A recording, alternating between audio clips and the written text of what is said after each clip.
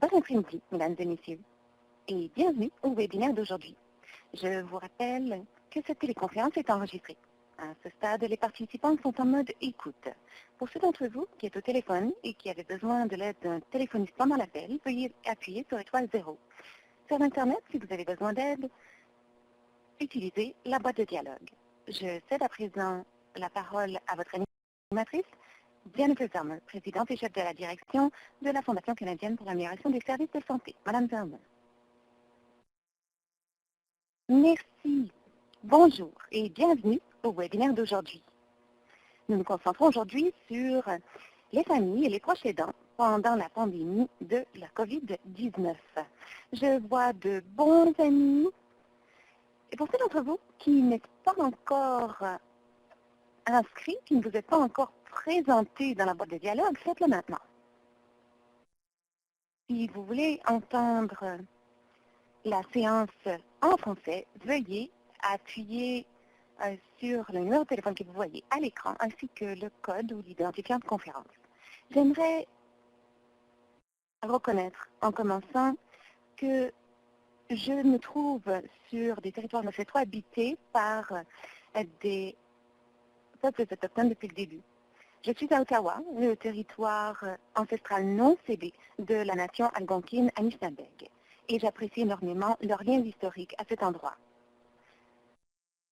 Je sais que vous-même vous trouvez sur des lieux dont vous reconnaîtrez le lien historique au peuple qui y habitent. Nous avons des gens de partout au Canada qui se joignent à nous aujourd'hui. Et je suis ravie de pouvoir vous présenter à tous ceux qui prendront la parole lors du webinaire d'aujourd'hui. Ma co-animatrice, Julie Drury, est affichée à l'écran. La voici. Julie est responsable stratégique des partenariats avec le patient ici à la FCISS. Et sur la côte Est, nous avons Margaret Mélenchon de la Nouvelle-Écosse. Bonjour Margaret. Et vers l'ouest, nous arrivons à Kingston, Angela Morin, qui est au Kingston Health Sciences Center. Et enfin, le dernier mais non le moindre, Alex Munter, PDG de l'hôpital pour enfants de l'Est de l'Ontario, CHEO. Alors voici nos illustres invités pour le panel d'aujourd'hui. Je vais commencer par présenter l'objet de cet appel.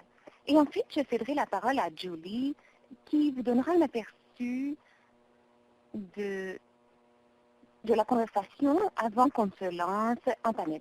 D'ailleurs, si vous êtes intéressé par le panel, veuillez inscrire vos questions, vos commentaires dans la boîte de dialogue. Alors, je commence par reconnaître que nous nous réunissons pendant des moments sans précédent. Des moments sans précédent pour nous, individus, mais aussi pour les systèmes de santé de par le Canada et d'ailleurs de partout dans le monde. J'aimerais d'abord vous remercier. Je sais que vous travaillez très fort à maintenir la santé, la sécurité des concitoyens qui vous entourent. Les moments étant difficiles, je souhaite également rendre hommage à nos collègues et amis de la Nouvelle-Écosse qui éprouvent des moments très difficiles en raison de la tragédie d'hier. Je sais qu'en Nouvelle-Écosse, les gens ont une ouverture sans pareil et je ressens énormément leur douleur.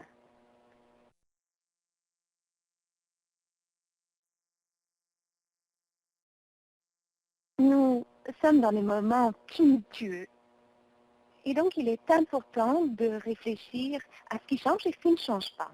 Et une des choses qui ne change pas, à mon avis, c'est l'importance d'un système de soins de santé résilient, d'un leadership résilient et de nos efforts d'amélioration. Des améliorations qui durent et qui donne des résultats importants pour toute la population. C'est au cœur de ce que nous faisons ici à la FCISF, à la fois avant la pandémie, pendant la pandémie et certainement au-delà. Il s'agit pour nous de voir comment ajouter de la valeur et non des difficultés par ces moments difficiles. Bon, évidemment, il faut penser à l'immédiat, mais il faut aussi se demander quand, non pas quand la pandémie sera terminée, mais plutôt comment avancer par des moyens qui sont logiques pour nous tous, partout au Canada, et qui nous permettent d'obtenir les soins et le soutien dont on a tous besoin. Alors, c'est la raison pour laquelle nous avons organisé ce webinaire, le premier épisode de notre série Plein Feu. Nous nous concentrons sur les améliorations, les innovations, pour évoquer les défis auxquels nous devons tous face et comment s'y retrouver dans ce marasme de défis, comment se réunir virtuellement pour le moment par de nouveaux moyens pour exprimer et vivre nos valeurs au quotidien. Alors aujourd'hui, nous allons nous concentrer sur les familles proches aidants, les partenariats et les possibilités, mais nous allons aussi examiner des questions comme comment mobiliser d'autres leviers. Par exemple, renforcer la capacité des organismes, mobiliser les équipes de première ligne et les gestionnaires dans l'amélioration. Comment veiller à ce que les politiques et les mesures incitatives nous facilitent la tâche. Et aussi, comment faire la promotion de la prise de décision fondée sur des données probantes. Alors aujourd'hui, nous, je disais, nous nous concentrons sur les familles et les proches aidants pendant cette pandémie. Il faut prendre des décisions rapidement. Il faut se concentrer sur la prévention des infections. Mais au même moment, il faut se rappeler que les patients et les proches aidants font partie d'un bon système de soins. Julie, sur ce, je vous cède la parole pour que vous lanciez ce webinaire. Julie, merci Jennifer.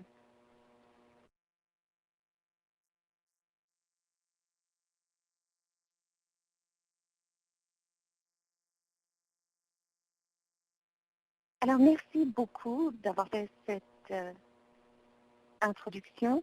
Je souhaite aussi exprimer mes condoléances à nos collègues et amis qui se joignent à nous de la Nouvelle-Écosse et qui éprouvent des moments très difficiles.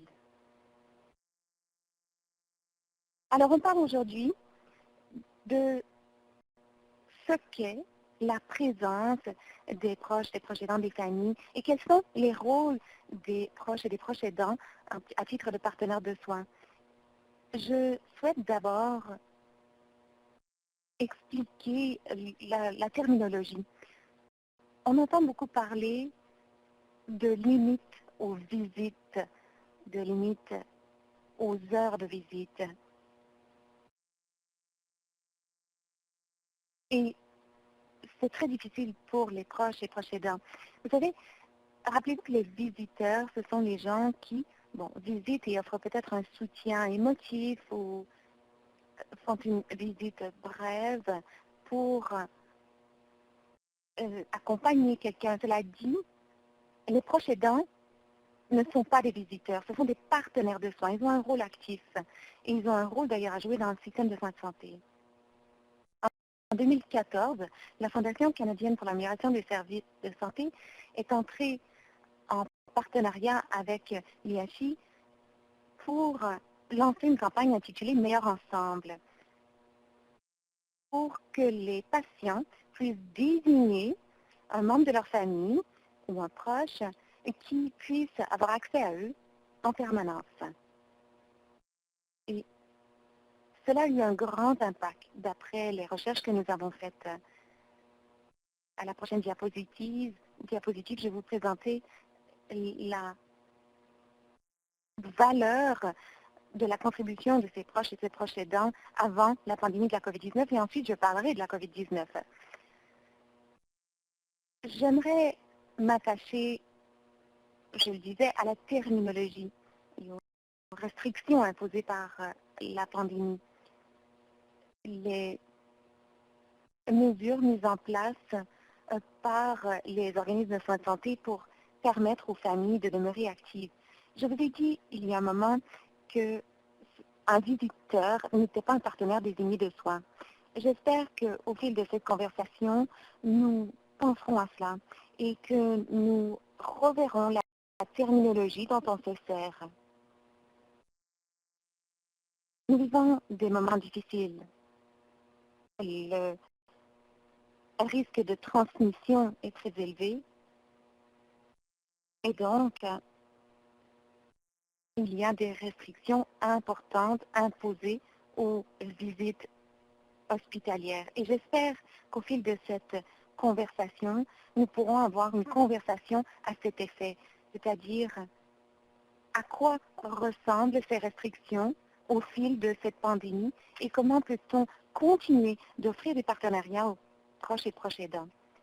Ensuite, je vous présenterai le partenariat lui-même avec le proche aidant et certains des changements qui sont intervenus en raison du leadership déployé partout dans le système de soins de santé.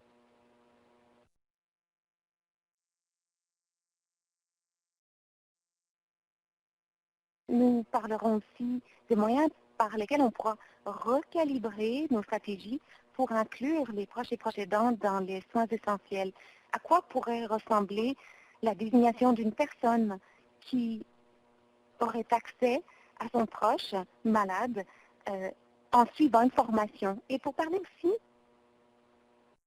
de ça qu'on pourrait ressembler ces visites, durée de la visite, moment de la visite et combien de visiteurs. Bon, pour le moment, il n'est pas indiqué d'ouvrir les politiques de visite, mais il est peut-être possible de parler du proche aidant quant à lui. Alors, voici les données dont on dispose. Et cela est extrait de notre travail dans le cadre de Meilleur Ensemble. Alors, avant ce webinaire, j'ai essayé de colléger des données sur l'impact de la présence des proches et des familles.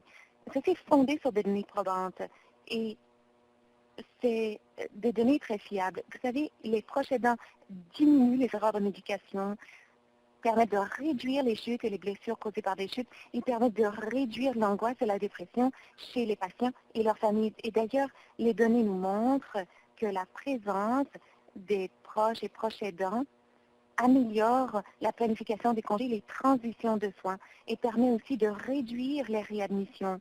Nous constatons aussi que les membres du personnel sont plus mobilisés, connaissent mieux leurs patients, que cela améliore la coordination des soins et la communication de l'information, ce qui a un impact sur la satisfaction du personnel. On constate aussi que leur présence permet de personnaliser les soins. On comprend mieux le patient à qui on prodigue des soins grâce à la présence d'un proche aidant. C'est important pour la qualité des soins, pour l'expérience du patient et pour ses résultats. Et on constate aussi une reconnaissance des proches aidants en tant qu'alliés et partenaires de soins, pas seulement des visiteurs. Et si vous allez dans les médias sociaux, vous constaterez qu'il existe un mot-clic, pas qu'un visiteur. Et c'est d'ailleurs le cas pendant cette pandémie.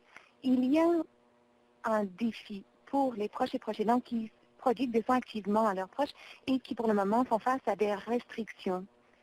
Laisser un proche vulnérable dans un hôpital ou dans un établissement de soins de longue durée par moment de crise, c'est très difficile sur le plan émotif, non seulement pour le proche et le proche aidant, mais pour le patient aussi qui dépend de ce partenaire de soins depuis longtemps et qui dépend de lui comme patient. On sait que les patients et les proches aidants vivent à la fois de la crainte et de la culpabilité. Et nous savons que la santé mentale sera touchée à long terme par la COVID-19. Il est important d'alléger l'angoisse, la détresse et les craintes grâce à des changements dans les politiques de présence des proches aidants. Il y a une question. Est-ce qu'on pourrait identifier des populations prioritaires. Est-ce qu'on pourrait envisager des politiques pour les personnes atteintes de démence, par exemple? Les patients qui sont en crise, mais qui sont stabilisés, les patients pédiatriques qui sont sur le point de passer des soins pédiatriques aux soins adultes, ou pour les gens qui sont fragiles. Et peut-on aussi envisager une planification plus homogène? En 2014, je le disais, la Fondation canadienne pour l'amélioration des services de santé et l'IPSC ont déployé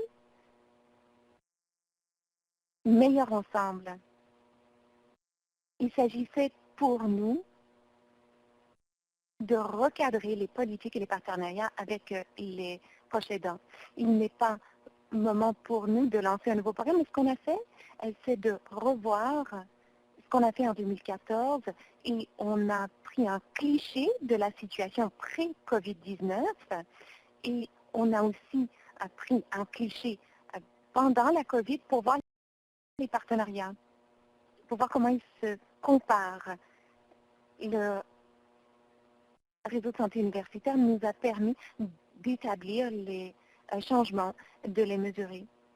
On a mesuré les changements dans 13 hôpitaux qui faisaient partie de l'examen initial et on les a comparés à la situation à l'époque, donc 2014 à aujourd'hui. Nous avons donc l'occasion de comparer la situation COVID et pré-COVID. Alors voici certains des constats.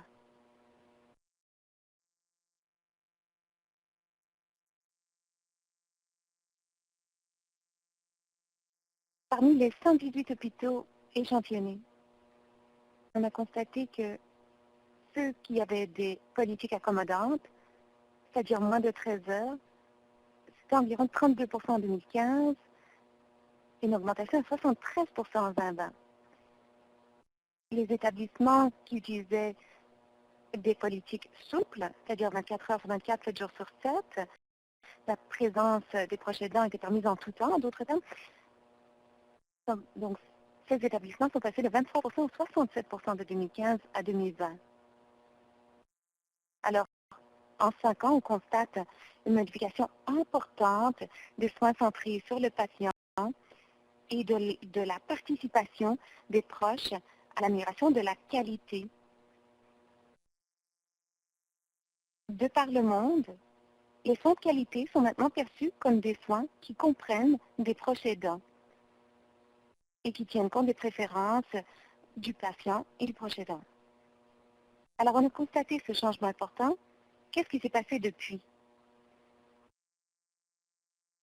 Alors, on a demandé à nos amis de Open Lab, au réseau de santé universitaire, de nous expliquer quelle a été la différence, quelle est la différence depuis le début de la crise. Alors, on a analysé 35 de 118 hôpitaux le 11 mars 2020. 32 ou 91% avaient de nouvelles restrictions. Auparavant, 57% avaient des politiques souples. Maintenant, il n'y en a aucun. Presque tous les hôpitaux ont suspendu les visites à quelques exceptions près, soins palliatifs, accouchements et enfants ou pédiatriques. Et les communications sont très claires sur les sites web et les médias sociaux. On a pris l'échantillon de 35 et donc les restrictions, comme vous le voyez, sont accrues. Surtout, notez que plus aucun hôpital n'a de politique ouverte, c'est-à-dire que les politiques et la présence des proches a été ramenée à zéro dans la majorité des cas.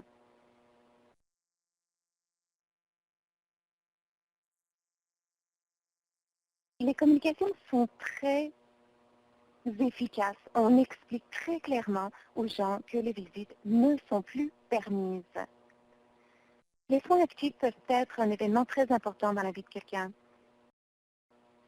Pas seulement pour les patients vulnérables, pour tous les patients. On est souvent dans une situation de vulnérabilité comme on ne l'a jamais vécu auparavant. De bonnes intentions relatives à la COVID-19 ont un impact sur les patients. Il faut peut-être revoir certaines des politiques pour éviter que certains patients ne passent dans les mailles du filet et qu'on empire la situation pour certains patients déjà vulnérables. Et on s'interroge aussi sur les impacts à long terme. Au même moment, on constate beaucoup de créativité dans ce domaine. On offre, entre autres, des possibilités de contact par d'autres moyens, des moyens virtuels, avec l'utilisation d'iPad, de courriels, de téléphones intelligents. D'ailleurs, les collègues du réseau de santé universitaire à Toronto demandent aux patients et aux proches aidants de participer aux rondes dans les soins intensifs par voie virtuelle, par voie de tablette, par exemple, parce que la pandémie ne permet pas leur présence en personne. Alors, je cède bientôt la parole à Jennifer et à notre illustre panel pour aborder la question de la présence des proches et des proches aidants. Jennifer Zahmer, merci Julie d'avoir partagé cette information et merci à tous de saisir de l'information dans la boîte de dialogue. Évidemment, nous voulons savoir ce que vous pensez. Margaret, je me demande si je pouvais commencer par vous. Quels sont les changements au Nouveau-Brunswick? Quelle est votre perspective? Merci. Bonjour à tous. Un grand nombre d'entre vous savez que le réseau de santé Horizon a 12 installations qui touchent les 2 tiers de la population. Ma circonstance est unique, en ce sens que je suis responsable de la prévention et du contrôle des infections et des soins centrés sur le patient. Notre équipe de direction, lorsqu'elle a d'abord été convoquée au début de la crise, a rapidement décidé de quelles seraient les restrictions en place et si on serait capable de faire des exceptions, d'avoir une certaine souplesse. Alors, de notre point de vue, nous sommes dans ces groupes où il faut limiter la présence des familles, sauf pour les accouchements actifs, les femmes postpartum, ainsi que pour les patients pédiatriques. Par ailleurs, les patients palliatifs et en soins intensifs. Alors, parmi ceux-là, on permet à quelqu'un d'entrer dans l'établissement en se servant d'équipements de protection, évidemment, afin de pouvoir rencontrer son proche dans ces moments difficiles. En plus, on permet aux autres patients de contacter leur famille par voie électronique, par iPad, par téléphone, par la voie des services bénévoles comme Well Wishes. Et donc, on encourage effectivement ce contact virtuel. Par ailleurs, nous reconnaissons aussi qu'il n'y a pas moyen d'avoir une panacée, une solution unique. Il faut avoir une certaine souplesse et faire preuve de compassion pour certaines circonstances. Par exemple, un fils qui vient d'une autre province et qui devrait venir au Nouveau-Brunswick et s'isoler pendant 14 jours, mais bon, sa mère est sur le point de mourir. Il s'agit d'un cas concret. On s'est arrangé pour que cette personne porte de l'équipement de protection personnelle et puisse être aux côtés de sa mère avant qu'elle ne décède. Alors, pour ces cas particuliers, on a fait preuve de compassion, on a trouvé des mesures qui puissent s'adapter à la situation. Sinon, je dirais aussi que les circonstances sont difficiles. Nous savons que beaucoup de patients, idéalement, devraient avoir accès à leur famille et pour lesquels ce n'est pas possible. Cependant, nous suivons de très près la situation sur une base quotidienne. Alors voilà, je m'arrêterai ici. Jennifer Zahmer, merci Margaret. Vous avez parlé des enfants dans votre centre. Alex, je sais que vous y pensez beaucoup à CHEO. Pouvez-vous nous parler de ce que fait l'hôpital pour enfants de l'Est de l'Ontario? Alex Munter, merci. Merci de cette occasion de participer à ce webinaire. Alors, lorsque la pandémie a été déclarée,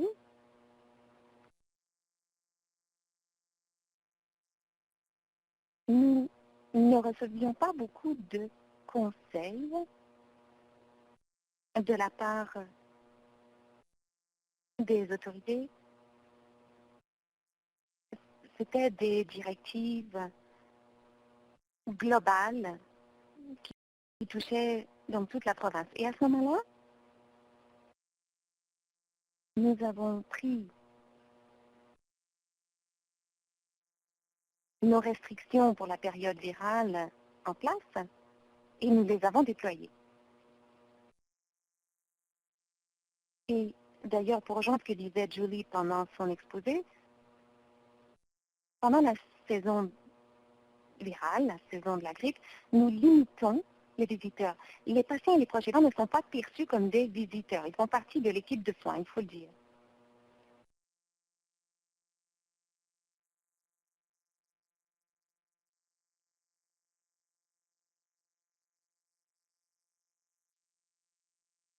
Alors, nous avons dû limiter les visites, c'est-à-dire un parent ou proche aidant à la visite pour les services d'urgence et pour les cliniques externes et 2 pour les unités hospitalières. Et ensuite, nous avons mis en place tous les soutiens nécessaires pour aider les proches et proches aidants, c'est-à-dire escorte vers l'établissement, iPad,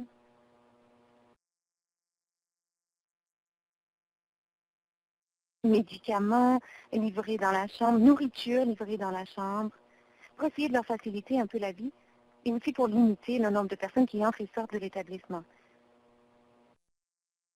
pour mieux contrôler les infections. Évidemment, comme Margaret Melanson le disait, nous faisons des exceptions pour des cas de compassion, c'est-à-dire qu'en aucune circonstance ne permettrait-on à un enfant de mourir seul. Alors, les enfants, même aux soins intensifs, ont accès à leurs parents.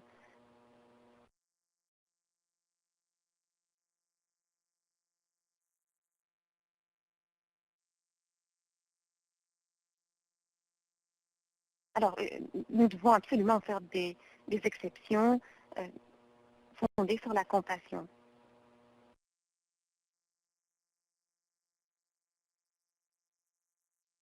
L'autre aspect de la présence des proches aidants, surtout lorsqu'il s'agit d'un enfant malade, les patients, les parents proches aidants contribuent une expertise et peuvent défendre les intérêts du patient, c'est-à-dire leur enfant.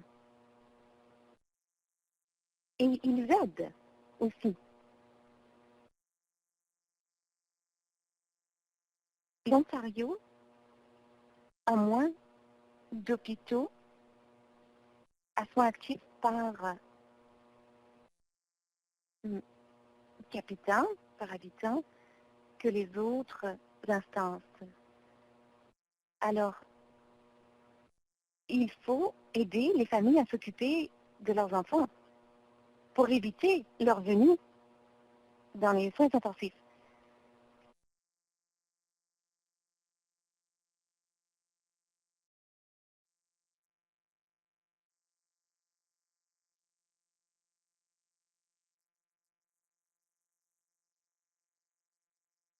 C'est la raison pour laquelle on s'occupe des parents, parce qu'ils font partie de l'équipe de soins. Et enfin,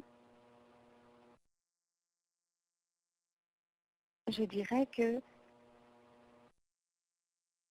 nous avons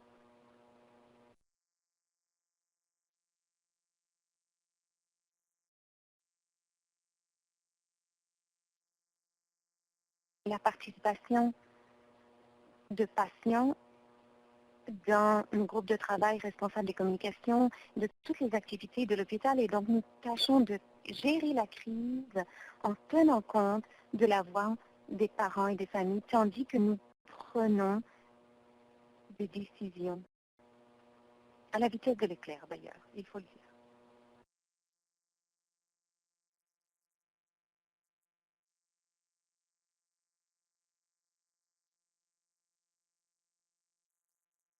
Jennifer Zermer. Ah, pardon, j'étais en sourdine comme tout le monde. Malheureusement, j'ai oublié d'allumer mon micro. Alors, je disais, j'apprécie beaucoup le fait que vous avez parlé de la dimension de la présence, des soins et de la voix. Toutes ces choses sont très importantes et j'espère qu'on pourra y revenir parce qu'on peut certainement apprendre. Alors, Angela, à présent, j'aimerais me tourner vers vous. À Kingston, vous avez toute une gamme d'âges. Alors, pouvez-vous nous parler un peu de la situation et de vos défis? Angela Morin. Merci, Jennifer. Vous savez, je suis tout à fait d'accord avec ce que disait Julie Drury un peu plus tôt. Je pense que ce qui me frappe le plus, c'est que les soins centrés sur le patient, les partenaires de soins, doivent être définis par les organismes. Et ce que je vois ici, c'est un engagement à se servir de ces définitions, de ces concepts dans la prise de décision. Alors très tôt, dans la crise de la COVID-19, dans un de nos conseils consultatifs des patients et des proches aidants, notre équipe de direction a insisté et a dit, bon, c'est à l'horizon. Et si jamais la crise se déroule comme on s'y attend, voici certaines des choses auxquelles on fera face. Et on aura besoin de votre point de vue pour voir comment en tenir compte, parce que certaines de ces choses nous seront imposées. Certaines choses seront imposées par la province et il faudra agir rapidement. Ainsi, nous avons très tôt, comme organisme, été transparents avec les proches et proches aidants. Quels seraient les défis? Et on a aussi parlé d'une participation continue des proches et proches aidants dans l'établissement des choix et des communications. Ensuite, il y a eu des conversations. On disait, bon, il y a des risques qu'on doit limiter la présence des familles dans notre organisme. La présence de la famille est un principe fondamental de notre organisation. Ce changement était énorme pour les patients comme pour leurs familles, mais aussi pour le personnel et les dirigeants qui ont l'habitude d'accueillir les familles et qui ont l'habitude d'entrer en partenariat avec les familles. Et ils n'aiment pas du tout l'idée d'exclure les familles. Alors, il y avait beaucoup de choses à communiquer. Que fera-t-on dans cette situation? Que fera-t-on pour soutenir les patients et leurs familles? Pas simplement déclarer voici les nouvelles politiques, mais plutôt qu'est-ce qu'on peut faire? Alors, on a véritablement mobilisé le conseil consultatif des patients et de leurs familles, mais on a aussi été assez ouvert, je pense, avec le personnel. Le personnel a aussi beaucoup de réflexions à communiquer par rapport à ce que vivent les patients et les familles. Et il était important pour nous de les écouter avant que les décisions finales ne soient prises. C'est important d'en parler dans chacune de nos instances. Et on constate des changements très importants dans bien les provinces en raison de la voix qui a été communiquée des patients et des proches aidants. Nous avons des tables cliniques qui recommandent des modifications à la chaîne de commandement et qui peuvent avoir un impact sur tout ce qui se produit dans l'organisation. Nous partageons toutes les mises à jour que nous avons du personnel avec tous les patients ressources par courriel. Cette transparence par rapport à ce qui se produit, les défis, la vitesse à laquelle les choses se produisent, je pense que ça permet de renforcer le sentiment de confiance, le fait qu'on doit agir tous ensemble et c'est à l'avant-plan des préoccupations de tout le monde. Tout le monde reconnaît que la présence des patients et des proches et des proches aidants est très importante pour les patients. On dit maintenant, seuls les visiteurs essentiels peuvent entrer dans l'établissement. Il a fallu définir ce qu'était un visiteur essentiel et comment est-ce qu'on l'explique à une famille qui pense pouvoir aller voir son proche qui est malade. Alors, comment expliquer comment on départagera les gens qui sont réputés essentiels et ceux qui ne le sont pas? On ne peut pas que ça soit seulement l'apanage du personnel de première ligne. On veut offrir un soutien pour le personnel, mais aussi pour les familles à qui on doit refuser l'accès. Il s'agit de constamment réévaluer ce que l'on fait et le faire avec la voix des proches et des proches aidants. Jennifer Zalmer. Merci, Angela. Je vais d'ailleurs reprendre ce que vous disiez à la toute fin de votre propos. C'est cette question de la participation des proches et proches aidants pour tâcher d'influencer certains des processus, communiquer leur voix aux grandes questions auxquelles on fait tous face pour le moment et auxquelles on continuera de faire face. Je sais qu'il y a un réseau de patients qui participent entre autres à la recherche. Alors Margaret, je me demande si vous pouvez parler dans votre contexte de l'importance de cette voix. Comment c'est perçu chez vous? Margaret Melanson, je dirais que nous avons une excellente communication avec la coprésidente du Conseil consultatif des patients et des familles. Elle-même est formée en santé et donc elle a pu piloter certaines de ces conversations et nous aider à comprendre certains points de vue. Alors cette personne nous a beaucoup aidés lorsqu'on a mis au point nos politiques et lorsqu'on a élaboré les communications par rapport à ce qu'on allait devoir malheureusement imposer aux familles, point de vue restriction. Et en dehors de ça, je dirais qu'à l'exception d'un courriel qu'on a envoyé au Conseil consultatif des proches aidants, on n'a pas vraiment mobilisé le Conseil depuis quelques semaines en raison du fait qu'on s'occupe des questions les plus urgentes. Cela dit, grâce à nos coordonnateurs, on continue de réagir aux questions pour rassurer tout le monde par rapport au fait qu'on a un processus souple. On essaie de faire preuve de compassion et de réagir le plus rapidement possible aux interrogations et à la détresse du public. Alors, c'est ainsi qu'on a procédé, du moins dans les médias, et on espère pouvoir reconvoquer le Conseil consultatif des patients par Skype très bientôt pour tâcher d'avoir une conversation plus générale sur leur expérience. Merci, Margaret. Bon, Alex, une question dans la boîte de dialogue que je vais vous adresser. Il est question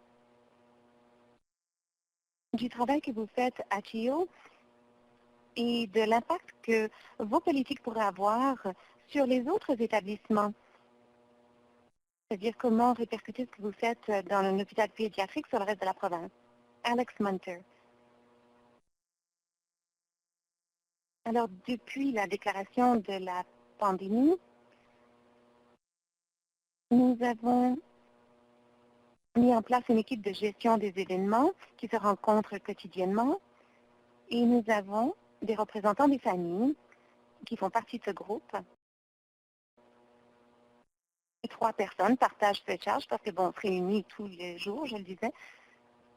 On a des assemblées populaires virtuelles avec les familles. La prochaine sera demain pour répondre à leurs questions, pour aussi entendre leurs rétroactions. Et nous avons aussi inclus les familles dans les groupes de travail qui sont créés en dessous de la structure du groupe de gestion des événements pour s'occuper de certains des aspects. Par exemple, un groupe sur l'opération communautaire, les opérations communautaires, c'est-à-dire les familles infectées ou affectées par la COVID.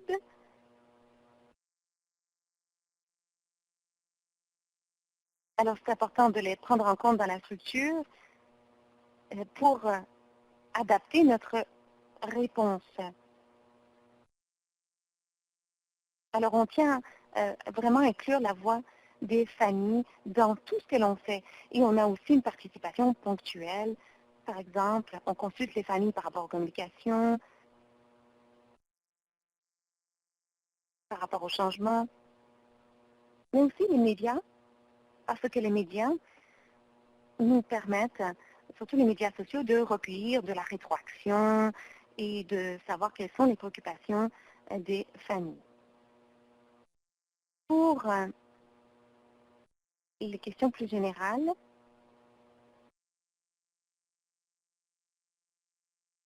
comment on pourrait influencer le reste de la province? Alors, je parlerai de ce que je connais, c'est-à-dire CHIO. Nous sommes en contrôle de l'environnement interne. Il y a les hôpitaux de Hamilton et de London avec lesquels on travaille. Par exemple, la semaine dernière,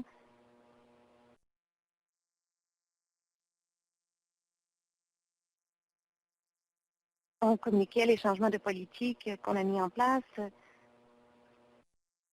et les limites qui ont été imposées par la pandémie. Alors, on est très interreliés.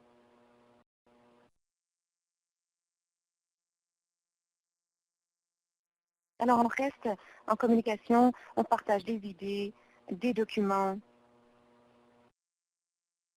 Et je dirais que globalement, nous avons un commandement assez hiérarchisé parce que, bon, c'est une crise et le gouvernement nous demande d'agir très rapidement d'après les dernières données. Il y a une structure régionale ici dans notre région à Ottawa.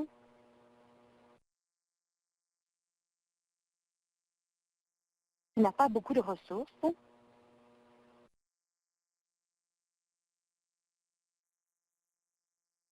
Mais je pense que la question maintenant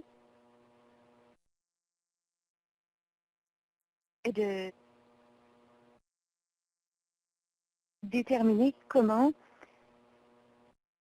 aplanir la courbe dans nos établissements. Alors, si la COVID doit être dans le milieu pendant un bon moment, il nous faudra une structure à plus long terme pour gérer ces limites. Et la dernière chose que je dirais par rapport à ce qu'on nous dit du côté des soins actifs, des soins de courte durée, c'est l'annulation des interventions non urgentes.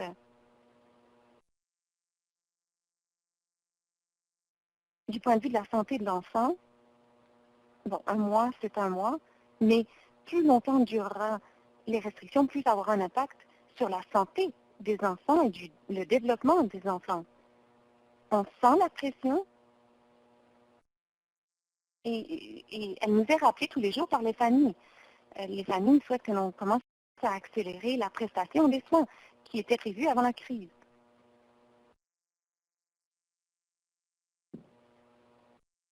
Du côté des soins actifs, 2 tiers de nos activités, on a une diminution de 30% de l'activité. On a une réduction, par exemple, des visites associées au diabète dans les soins d'urgence. On a une diminution des diagnostics de cancer faits aux urgences.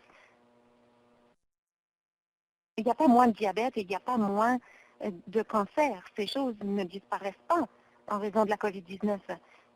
C'est une répercussion, un effet des limites imposées. Jennifer Zelmer. Ce sera sans doute l'objet d'un des prochains webinaires de cette série Plein Feu. On a reçu beaucoup de questions, entre autres le comment. Comment se servir de la technologie pour permettre les rondes virtuelles, pour permettre les liens avec les patients et les familles? Comment se sert-on de ces choses? Alors, je vais vous poser la question à vous tous. Qu'est-ce qui marche très bien? Et peut-être quelque chose qui est envisagé, une chose que vous envisagez pour l'avenir. Alors, je commence par vous, Angela. La visite virtuelle entre le patient et sa famille à Kingston est une véritable histoire à succès. Nous avons donné des directives pour les gens qui ont leur appareil, mais on a aussi réussi à trouver toutes sortes d'appareils que l'on peut prêter à ceux qui n'en ont pas. On a créé un processus qui permet de respecter le contrôle et la prévention des infections et qui permet aussi à nos patients de communiquer avec leur famille. Nous avons un patient qui vient de dire qu'elle était vraiment qu'elle était vraiment ravie d'avoir pu voir son chien grâce à la tablette qu'on lui a prêtée. Une chose à laquelle on travaille à présent qui nous emballe beaucoup, on envisage de faire participer les familles aux visites entre le médecin et le patient. Bon, évidemment, il y a des questions de protection des renseignements personnels. Alors, pour un patient, par exemple, qui voudrait que sa famille puisse écouter une conversation importante avec son médecin, on essaie de créer un canal de communication sécurisé. Alors, je pense qu'on doit féliciter notre équipe de TI qui s'affaire à trouver une technologie qui nous permette de réaliser ces ambitions. Jennifer Sommer, merci. Ensuite, Margaret, je vous invite, si vous êtes au téléphone, à nous signaler si vous avez des idées ou des choses que vous envisagez. Vous pouvez les signaler dans la boîte de dialogue. Margaret Melanson, merci Jennifer. Nous avons beaucoup de chance d'avoir beaucoup de succès dans l'utilisation de la technologie. Dans tous nos établissements, nous avons le Wi-Fi gratuit pour les patients et leurs familles. Alors, c'est très facile pour les patients hospitalisés et leurs familles d'avoir accès aux proches s'ils ont une tablette ou un téléphone intelligent. Par ailleurs, pour ces patients qui n'ont pas accès au téléphone, nous avons pu leur donner accès au téléphone et nous avons aussi pu permettre aux prestataires d'annuler tous les frais d'interurbain pour n'y pas qu'il y ait d'obstacles financiers à qui que ce soit qui souhaiterait communiquer avec sa famille. En plus, grâce au programme de télésanté, nous avons pu permettre des consultations virtuelles en incluant un proche avec la conversation, dans le cadre de la conversation entre le médecin et le patient. Par ailleurs, grâce à nos services de représentants des patients, nous avons garanti que pour les rencontres de consultation avec la famille, elles donc seront toujours fournies grâce à Skype ou grâce à d'autres plateformes. Alors, ces consultations ont toujours lieu, mais elles ont lieu de manière virtuelle plutôt qu'en personne.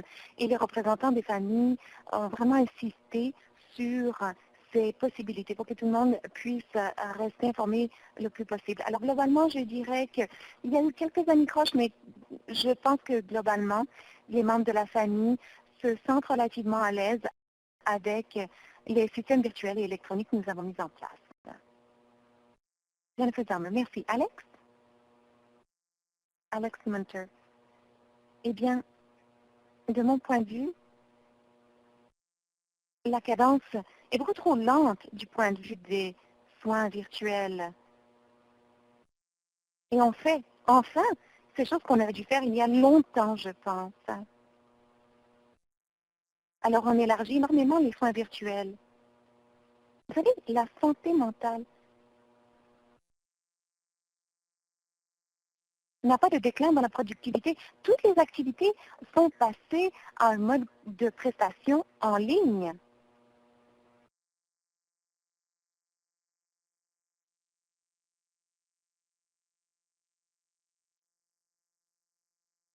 Et même pour la clinique du sommeil, elle voit autant de patients que par le passé, mais de manière virtuelle à présent. Alors, nous augmentons ces possibilités grâce à des iPads, et surtout pour les familles qui n'en ont pas, afin de pouvoir offrir de plus en plus de liens virtuels. toutes les choses que vous avez entendues de la part d'Angela et Margaret se produisent au sein de notre organisme aussi. Je pense que c'est le seul aspect positif à cette crise. Ça nous permettra certainement d'apprendre comment améliorer nos systèmes actuellement en place. Le télétravail est obligatoire pour la majorité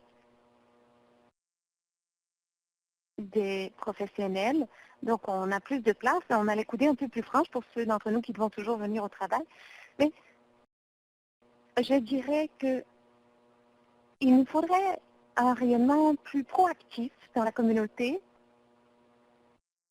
pour être sûr de bien communiquer quelles sont les activités reportées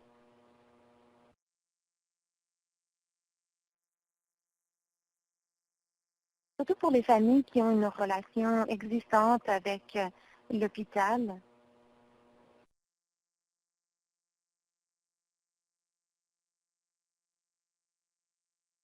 C'est important pour les familles de rester en contact avec nous, surtout si la crise se prolonge.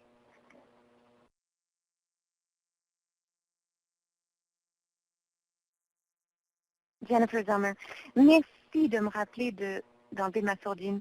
Alors, il y a certaines observations dans la boîte de clavardage indiquant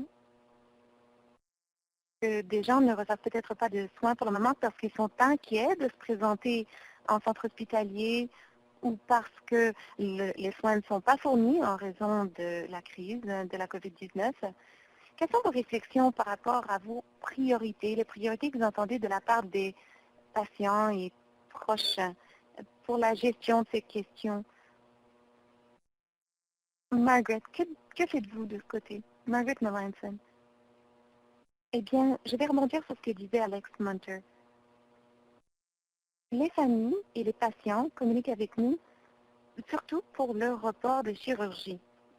C'est quelque chose qu'on examine de très près. On a déjà un plan en place pour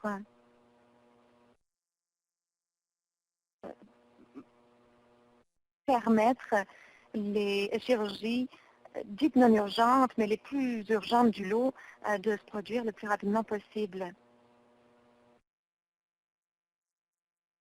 Alors, on fait le plus possible virtuellement, mais tout n'est pas possible virtuellement. Alors, on essaie de voir comment graduellement reprendre certaines de ces activités, dont les rencontres ambulatoires qui sont obligatoires ou qui sont nécessaires, surtout pour les patients très à risque comme les patients en oncologie. Pour ces visites ambulatoires, on permet les visites les plus urgentes et on permet aux patients d'être accompagnés par une personne de soutien. Alors, pour les patients en dialyse, par exemple, ces patients, comme nous, veulent être sûrs que tout le monde soit en sécurité. Évidemment, cela commence par la prévention des infections, le contrôle des infections. Alors, on a trouvé que la collaboration est très, très bonne et on espère vraiment qu'avec les bonnes lignes directrices, qu'une fois qu'on reprendra les activités, qu'on pourra toujours maintenir ces mesures de contrôle d'infection grâce à la collaboration des patients et de leurs proches. Bien, alors Angela puis Julie. Angela Morin.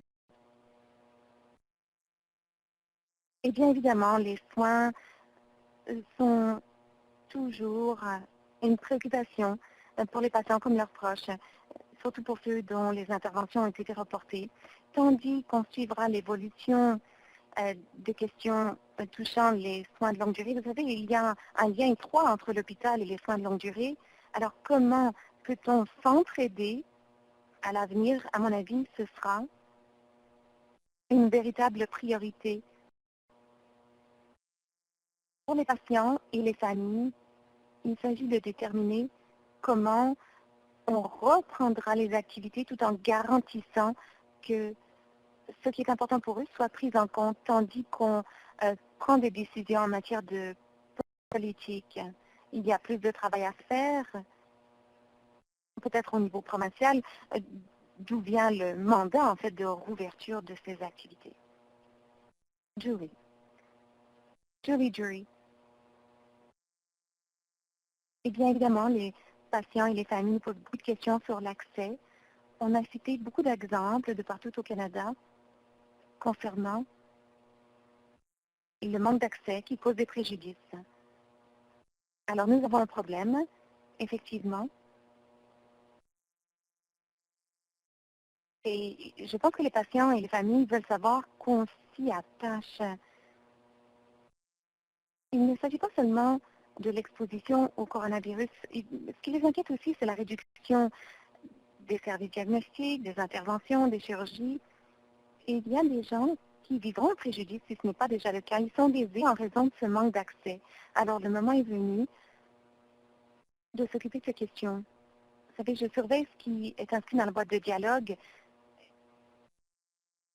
et je constate que beaucoup de gens demandent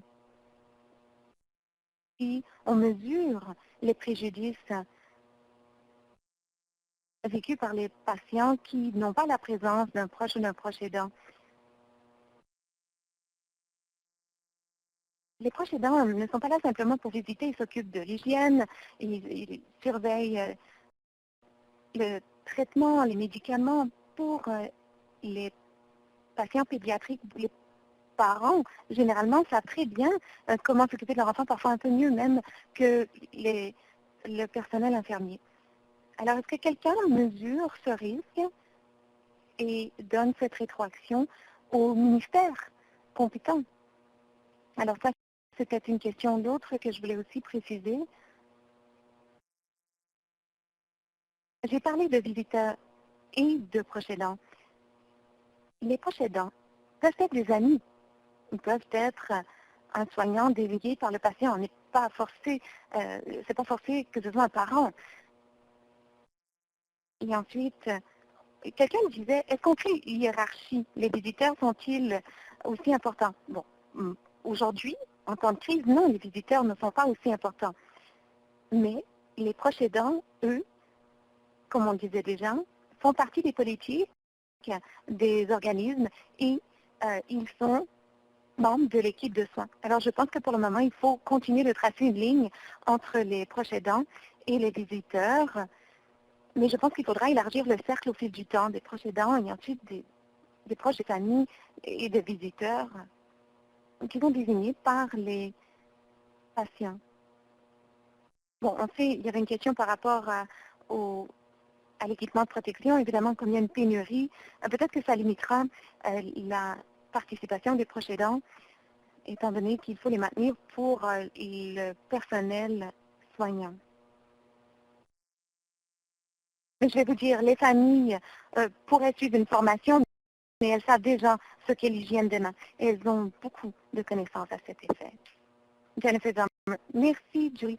Alors, l'heure s'est écoulée très rapidement. Il y a beaucoup d'autres réflexions dans la boîte de dialogue. Merci à tout le monde qui a participé dans la boîte de dialogue et qui répond d'ailleurs aux questions posées. Alors, je vais faire un récapitulatif. Je vais vous demander de nous donner quelques réflexions de clôture. Angela Morin. Eh bien, je pense que tout le monde fait de son mieux avec l'information disponible. Sachez que vos proches sont soignés et qu'ils sont bien soignés. Alex Munter.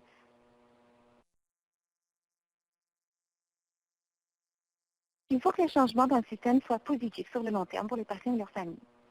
Merci Margaret. Merci Melanson. Cette situation est sans précédent pour nos carrières. Cependant, le travail de terrain fait par nos organismes depuis le début de la crise et au préalable pour créer des conseils consultatifs de patients, pour établir des politiques sur la participation des proches, a été très utile pour aider les décideurs à imposer des politiques les plus souples possibles. Merci. Julie, les 30 dernières secondes sont pour vous. Julie.